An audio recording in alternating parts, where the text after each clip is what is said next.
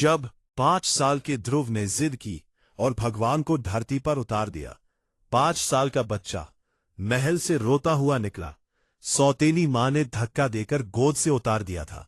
बोली, राजा की गोद में बैठने का हक सिर्फ मेरे बेटे का है। तू जंगल जा और तपस्या कर, तब शायद राजा तुझे गोद में बिठाएगा। बच्चा रोते रोते जंगल पहुंच गया। 6 महीने भूखा प्यासा तप किया, इतना कठोर तप कि भगवान को वैकुंठ छोड़कर धरती पर आना पड़ा। क्या मांगा उस 5 साल के बच्चे ने, और क्यों आज भी वो आसमान में चमक रहा है? रुला देने वाली कहानी सुनिए। राजा उत्तानपाद की 2 रानियां थी। बड़ी रानी सुनीति बहुत सीधी सरल, छोटी रानी सुरुचि बहुत सुंदर पर घमंडी। बड़ी रानी का बेटा था ध्रुव, 5 साल का। छोटी रानी का बेटा उत्तम। राजा छोटी रानी से ज्यादा प्यार करता था। एक दिन राजा सिंहासन पर बैठा था। छोटा बेटा उत्तम उसकी गोद में खेल रहा था। तभी ध्रुव दौड़ता हुआ आया। पिताजी, मैं भी गोद में बैठूंगा। जैसे ही ध्रुव गोद में चढ़ने लगा, सौतेली मां सुरुचि ने उसे धक्का दे दिया। जोर से बोली, खबरदार, राजा की गोद में बैठने के लिए मेरी कोख से जन्म लेना पड़ता है। तूने तपस्या की है कभी? जा जंगल में भगवान को खुश कर, फिर आना गोद में बैठने। 5 साल का ध्रुव रो पड़ा। उसकी मां सुनीति ने सीने से लगाया। बोली, बेटा, तेरी सौतेली मां सच कह रही है।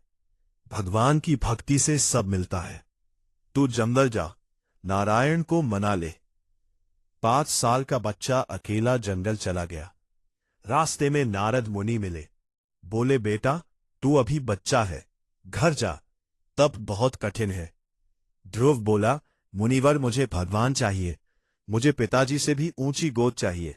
रास्ता बताइए। नारद जी ने ओम नमो भगवते वासुदेवाय मंत्र दिया। ध्रुव यमुना किनारे बैठ गया।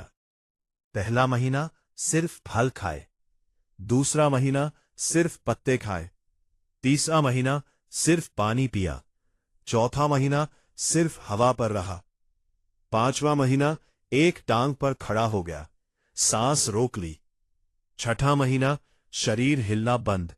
ध्रुव की तपस्या से पूरी धरती हिलने लगी। देवता घबरा गए। ब्रह्मा जी बोले, नारायण, ये बच्चा पूरी सृष्टि का संतुलन बिगाड़ देगा, आप दर्शन दो। भगवान विष्णु गरुड़ पर बैठकर खुद धरती पर उतरे। 5 साल के ध्रुव के सामने खड़े हो गए। चतुर्भुज रूप, शंख चक्र गदा पद्मधारी। पर ध्रुव की समाधि इतनी गहरी थी कि उसे पता ही नहीं चला। भगवान ने प्यार से उसके गाल छुए। ध्रुव की आंख खुली। सामने साक्षात नारायण। 6 महीने की भूख प्यास, मां का दुख, सौतेली मां का ताना, सब भूल गया। दौड़कर चरणों में लिपट गया। भगवान बोले, बेटा ध्रुव, आंखें खोल। मांग क्या मांगता है? राजपाट, धन दौलत? ध्रुव रोने लगा। प्रभु, 6 महीने पहले मैं राजा की गोद मांगने आया था, पर अब आपको देख लिया। अब कुछ नहीं चाहिए, बस आपके चरणों में जगह दे दो। भगवान मुस्कुराए और अपने शंख से ध्रुव के गाल छुए। उसी पल ध्रुव को वेदों का सारा ज्ञान मिल गया। भगवान बोले, ध्रुव, तूने 6 महीने में वो कर दिखाया जो ऋषि 60 साल में नहीं कर पाते। जा, मैं तुझे वो जगह देता हूं जो आज तक किसी को नहीं मिली। तू आसमान में ध्रुव तारा बनकर चमकेगा। सारी दुनिया तेरे इर्द गिर्द घूमेगी, पर तू अपनी जगह से नहीं हिलेगा। 7 ऋषि, सूर्य, चंद्रमा, सारे ग्रह तेरी परिक्रमा करेंगे।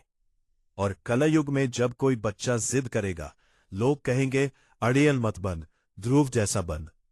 ध्रुव घर लौटा। सौतेली मां सुरुचि पैरों में गिर गई। पिता ने गले लगाया। 36,000 साल राज किया। दोस्तों, ध्रुव की कहानी हमें सिखाती है, उम्र छोटी हो सकती है, पर हौसला बड़ा होना चाहिए। आज के बच्चे 5 साल की उम्र में फोन मांगते हैं। ध्रुव ने 5 साल की उम्र में भगवान मांग लिए। सौतेली मां ने धक्का दिया तो ध्रुव टूटा नहीं, तपस्या से दुनिया हिला दी।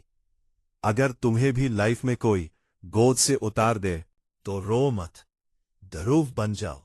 मेहनत इतनी करो कि भगवान को खुद आना पड़े। आज भी रात में आसमान में सबसे चमकता तारा देखो, वो ध्रुव है। वो हमें याद दिलाता है, जिद अगर सच्ची हो तो पत्थर भी पिघल जाता है। अगर ये कथा आंखें नम कर गई हो तो कमेंट में जय ध्रुव नारायण लिखकर जाना। और बच्चों को संस्कार देने वाली ऐसी कथाओं के लिए चैनल सब्सक्राइब कर लो। ओम नमो भगवते वासुदेवाय।